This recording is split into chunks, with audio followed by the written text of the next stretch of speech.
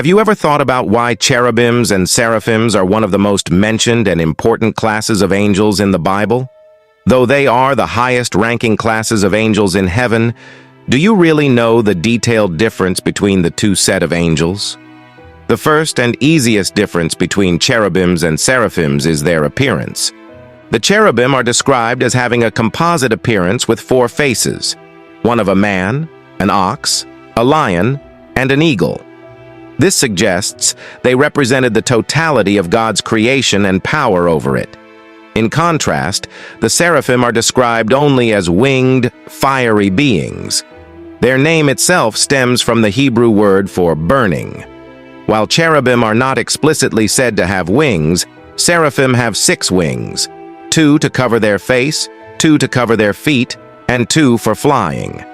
Their wings highlight their role in attending continually to God's presence.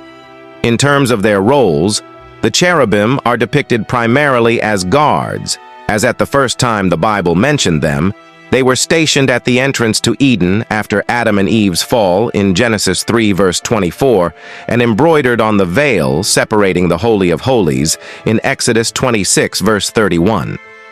They were associated with God's earthly dwelling place and ark. The seraphim are seen attending exclusively to God in Isaiah's vision, calling out God's holiness. Their role is centered on praise, purification, and attending to God directly. So while cherubims guarded God's earthly places, seraphim highlighted God's heavenly majesty. The cherubim, from their roles as guards and bearers of God's throne, represent God's sovereign power and authority. Their composite appearance signifies God's dominion over all creation. The seraphim, from their association with calling out God's holiness and their fiery appearance, seem to symbolize God's purity and divine nature. Their 6 wings emphasizes their continual devotion to God's presence. Based on these biblical details, we can say that cherubim and seraphim represented distinct classes or choirs of celestial beings that attended to God.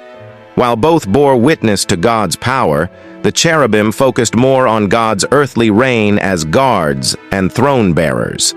The seraphim highlighted God's holiness and heavenly nature through their appearance and exclusive role of praising God's purity. Their differences in appearance, function, and symbolic emphasis distinguish these divine attendants within Jewish and Christian heavenly hierarchies. But then there is a twist here. The complexity of these creatures in their appearance and roles only points us to how wonderful God is. And it is such a great honor and pleasure to be able to serve Him together with these great beings. If you have not yet decided to follow the Lord God Almighty and His Son Jesus Christ, I recommend you make that decision now. If you have already made this decision, kindly type, "I am for Christ," in the comment section. Else let us know what you choose to serve. God bless you for watching.